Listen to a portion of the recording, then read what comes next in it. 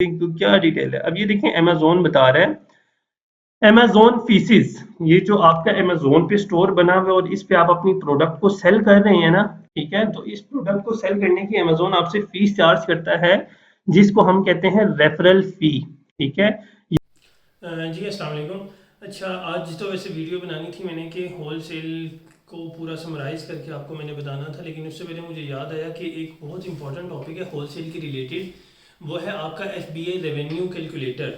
ठीक है, कि हम अपने जो भी प्रॉफिट आ रहा है हमें प्रोडक्ट्स का, उसको कैलकुलेट कैसे करें। ठीक है, अब याद रखें हमने ऐसे ज़ुबानी कलामी आपने हिसाब नहीं लगा देना कि लेट्स सपोज एक प्रोडक्ट आपकी अमेज़ोन पर $15 की सेल हो रही है और वो प्रोडक्ट आपको $6 की होल सेल से मिल रही है, और आपने खुद से ही कैलकुलेटर पे हिसाब लगा लिया कि जी $1 मेरा अगर शिपिंग कॉस्ट भी निकल जाता है पर प्रोडक्ट और प्रेप की सर्विसेज भी निकल जाती हैं तो उसके बाद भी मुझे $8 प्रॉफिट होगा, ऐसा नहीं है। ठीक है, हमने एक पूरे प्रोसेस को फॉलो करना पड़ता है। अमेज़ोन का अपना एक कैलकुलेटर है, उसके ऊपर सारी कैलकुलेशन करनी होती हैं, उसके बाद जाकर हमने प्रोडक्ट का प्रॉफिट, हमें एक एग्जैक्ट अमाउंट का अंदाज़ा होता है कि हमें इस प्रॉफिट से कितना नेट प्रॉफिट मिलेगा इस एक प्रोडक्ट से। ठीक है, तो इस तरीके से आपने अमेज़ोन का जो रेवेन्यू कैलकुलेटर है उसको क्या करना होता है, यूज़ करके आपने अपना जो भी प्रॉफिट है उसको कैलकुलेट करना होता है।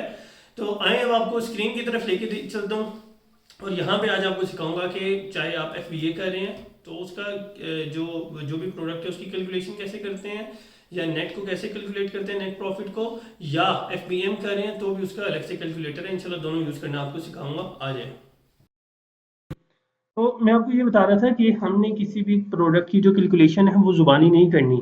ऐसा ना हो कि आप कहें कि लेट्स सपोज ये मेरे सामने एक प्रोडक्ट है, ठीक है, आपके ये प्रोडक्ट या ये प्रोडक्ट आप कहें जी ये $18 की जो प्रोडक्ट है अमेज़न पर 18.75 सेंट्स की है, ठीक है, और होल सेल पे कितने की आपको मिल रही है ब्रांड या डिस्ट्रीब्यूटर के पास $10 की, तो आप कहें कि जी $8 प्रॉफिट है, ऐसा नहीं है। हमने इसमें अमेज़न की फीसिस भी निकालनी होती हैं, ठीक है। अमेज़न की फीसिस निकालने के लिए आपके पास जो सबसे एक बेहतरीन टूल है वो है अमेज़न का अपना रेवेन्यू कैलकुलेटर, ठीक है, और जो बहुत इंपॉर्टेंट है, जिसमें आपको अमेज़न एग्जैक्ट कैलकुलेशन करने के बाद उस प्रोडक्ट पे जो भी नेट प्रॉफिट आ रहा होता है अमेज़न आपको वो बता देता है, ठीक है। अब बताता कैसे है, मैं अब आपको यहाँ पे बताता हूँ कि लेट्स सपोज आप यहाँ पर आ गए गूगल पे आपने लिखना है FBA रेवेन्यू कैलकुलेटर, ठीक है, ये यहाँ पर आपको नजर आ रहा है। आपने यहाँ पर ये इसको सर्च करना है। सर्च करने में सबसे पहला जो भी लिंक आ रहा है अमेज़न सेलर सेंट्रल का, आपने यही ओपन करना है। क्यों? क्योंकि ये अमेज़न का अपना कैलकुलेटर है, ठीक है। हमने क्या किया, हमने इस कैलकुलेटर वाला जो लिंक है, ठीक है, आपने डायरेक्टली इसको ओपन किया। ओपन करेंगे तो आपके पास दो ऑप्शन है, या तो आप डायरेक्टली सेलर सेंट्रल के साथ साइन इन कर लें, या तो आप कंटिन्यू एज ए गेस्ट कर लें, ठीक है। लेकिन मेरा तो अकाउंट है तो मैं इसको क्या करूंगा, अपने जो क्लाइंट का अकाउंट है उसके साथ लिंक करके मैं साइन इन कर लूंगा, ठीक है। अब यहाँ पर हमने एक प्रोडक्ट देखी थी, ठीक है, अब हम क्या करेंगे, उसी प्रोडक्ट की जो कॉस्ट है वो निकालेंगे। कैसे निकालेंगे, आपने क्या करना है, सिंपल, ये जो प्रोडक्ट का एसिन है, ठीक है, हमने यहाँ से इसको कॉपी किया। कॉपी करने के बाद आप रेवेन्यू कैलकुलेटर में आए और आकर यहाँ पर आपने पेस्ट कर देना है। पेस्ट करके सर्च के ऑप्शन पे क्लिक करेंगे तो अब ये देखिए आपके पास दो तरह के कैलकुलेटर ओपन हो रहे हैं, एक है अमेज़न फुलफिलमेंट और एक है your fulfilment. Your fulfilment means FBM, ठीक है। अब ये दो तरह के कैलकुलेटर आपके पास ओपन हो गए और इसमें आपको प्रोडक्ट की प्राइस क्या है, एग्जैक्ट 19.9 जो रियल प्राइस थी आपको वो शो कर रहा है, ठीक है।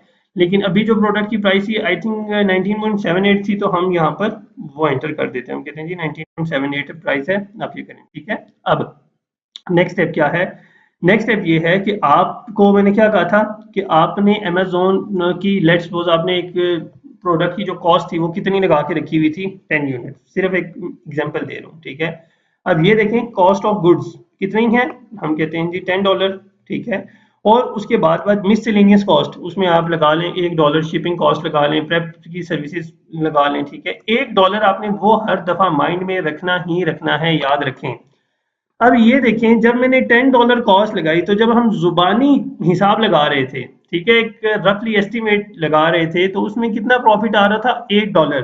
Literally हम $8, ठीक है, उसमें $1 हम शिपिंग का भी निकाल लेते हैं, इधर उधर बाकी चीजों का भी निकाल लेते हैं, उसके बाद में हमारे पास कितना बच रहा था, $7 तो बच ही रहा था। लेकिन अब ये देखें कि $10 जब हमने यहाँ पर आके कॉस्ट लगाई तो कॉस्ट लगाने के बाद आपके जो प्रोडक्ट का नेट प्रॉफिट है वो कितना हो गया है 0.01, यानी इस प्रोडक्ट पे 0.01 सेंट आपको प्रॉफिट है, ये नुकसान ही दे रही है, फायदा नहीं दे रही। अब आपके माइंड में होगा कि ये इतने खर्चे गए कहाँ पे, ठीक है, कहाँ पे लग गई इतनी चीजें, क्या डिटेल है। अब ये देखें अमेजोन बता रहा है अमेजोन फीसिस, ये जो आपका अमेजोन पे स्टोर बना हुआ है और इस पे आप अपनी प्रोडक्ट को सेल कर रहे हैं ना, ठीक है, तो इस प्रोडक्ट को सेल करने की अमेजोन आपसे फीस चार्ज करता है, जिसको हम कहते हैं रेफरल फी, ठीक है। याद रखें रेफरल फी अमेजोन की 15% होती है, ठीक है। आपकी प्रोडक्ट की प्राइस जितनी ज्यादा होगी, और ये वो फीस है जो आपने $40 मंथली देने हैं, उसके अलावा वाली ये जो प्रोडक्ट के जब हम लिस्ट करेंगे ना, ये उस चीज की फीस है, ठीक है। $40 अमेजोन की अलग से मंथली फी है जो हमने उसको देनी ही देनी है। उसके अलावा ये जो ऊपर वाली फीस है, ये हर प्रोडक्ट के लिहाज से आपने अमेजोन को पे करनी है, ठीक है। उसमें से 2.97 तो अमेजोन की रेफरल फी आ गई, ठीक है, ऑलमोस्ट $3। $3 के बाद अमेजोन की जो फुलफिलमेंट कॉस्ट है, ठीक है, यानी जो प्रोडक्ट अमेजोन आपके कस्टमर तक पहुंचाएगा, उस प्रोडक्ट को पैक करना, पैक करने के बाद उस प्रोडक्ट को शिप करना, इस सारी चीजों पे कितना खर्चा आएगा अमेजोन का 5.37, ठीक है। अब 5.37 इसको अगर आप मजीद आप देखना चाहेंगे किस चीज पे कितना खर्चा आ रहा है, तो ये आप यहाँ पर देख सकते हैं, ठीक है, लेबल का, टेप का, बैगिंग का, बबल रैप एटसेट्रा सारा कुछ, ये सब का 5.37 अमेजोन से ये आपसे ये चार्ज कर रहा है। उसके अलावा स्टोरेज कॉस्ट 0.02, चलिए ये तो बहुत कम है, लेकिन फिर भी ये अमेजोन आपसे चार्ज कर रहा है, ठीक है। अच्छा, मार्च के महीने से अमेजोन ने एक न्यू चार्जेस आपके निकाले थे, जो कल आपको मैं कैलकुलेटर सॉरी शिपमेंट प्लान में आप बताया था ना, इनबाउंड प्लेसमेंट फीस, ठीक है। उसमें दो तरह की फीसेज आपको मैंने बताई थी कि अमेजोन की एक जगह पे अगर आप भेज रहे हैं, शिपमेंट भेज रहे हैं, तो उसके चार्जेस अलग होते हैं, अगर सेवरल प्लेसेस पे भेज रहे हैं तो उसकी जो चार्जेस हैं वो अलग हैं, ठीक है। तो ये देखें उसकी भी चार्जेस अमेजोन ने यहाँ पे inbound placement fees per unit कितनी है 0.41 सेंट्स, ठीक है, यानी 41 सेंट्स आपकी ये भी चार्जेस आपने देने हैं। उसके बाद कॉस्ट ऑफ गुड्स में आके आपने एंटर करनी है आपकी जो प्रोडक्ट की ओरिजिनल कॉस्ट है वो, और मिसलेनियस कॉस्ट में आपने शिपिंग और प्रेप सर्विसेज वगैरह ऐड करनी है, ठीक है। तो ये तो आपका था रेवेन्यू कैलकुलेटर एफबीए वाला। लेकिन अगर आप एफबीएम करना चाह रहे हैं किसी प्रोडक्ट पे, आप खुद यूएसए में और कहते हैं जी आप ये अमेजोन को ये वाले 5.37 और ये प्लेसमेंट फीस वगैरह नहीं देना चाहते, तो आप ये क्या करेंगे, प्रोडक्ट को खुद से करेंगे, ठीक है। तो अमेजोन उसमें भी आपको रेफरल फी $3 तो बता रहा है, ठीक है। उसमें हम कहते हैं जी 19.99 था, तो हम कहते हैं जी हमारी प्रोडक्ट की प्राइस तो होती है 19.78, ठीक है। हमने उसके अकॉर्डिंग इसको किया सेट, ठीक है, तो 2.97 वही बात आ गई यहाँ पर।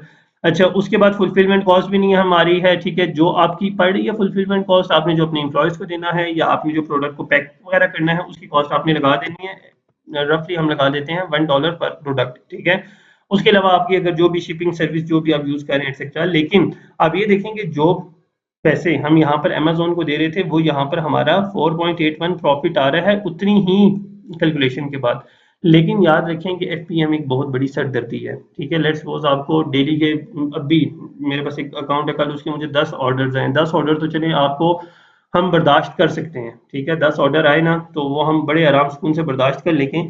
लेकिन 10 से ज्यादा अगर ऑर्डर आए तो वो तो हम किसी भी सूरत में बर्दाश्त नहीं कर सकते ना, ठीक है। हम एज अ सिंगल ह्यूमन हम कितने ज्यादा ऑर्डर शिप कर सकेंगे एक दिन में, 20 कर लेंगे, ठीक है। 100 ऑर्डर आ जाएंगे, फिर आप क्या करेंगे, आप तो पागल हो जाएंगे।